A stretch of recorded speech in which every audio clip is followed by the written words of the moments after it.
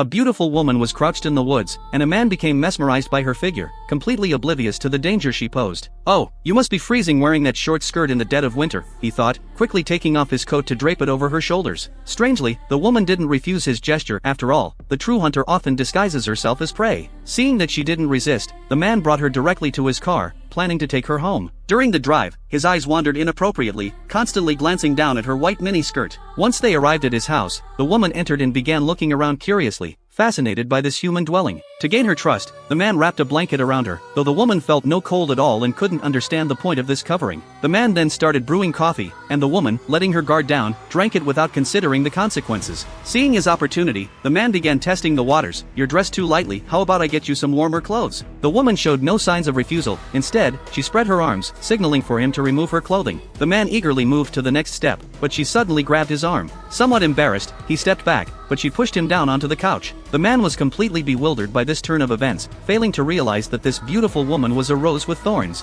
She picked up the spoon from the coffee cup and slowly approached him. The man thought this was some kind of kinky foreplay, but she sliced his throat open with the spoon. And that wasn't the end, she began drinking his fresh blood with the same spoon. Indeed, it was a different kind of pleasure entirely. Satisfied, the woman left to hunt for her second victim. No one knew what species she was or why she killed, and when police investigated the man's body, they found no trace of evidence. They all believed it was the work of an evil spirit. Meanwhile, the woman had already changed back into that white mini skirt, creating a stark contrast with the harsh winter weather to attract more attention, and it was definitely working. A timid young man called out to her, using the same tired pickup approach as the previous victim. "You're barely dressed, let me give you a winter coat." This played right into her hands. They went to the young man's workplace, where he pulled out a thick winter jacket. Unlike the previous man, this guy didn't try to dress her himself but let her put it on, showing genuine respect for women. The previous man had used helping as an excuse to cop a feel. Now that she was properly dressed, what came next? The usual routine, getting in the car. This young man also noticed her white mini skirt, but he realized she wasn't wearing shoes, so he gave her a pair left behind by his ex-girlfriend.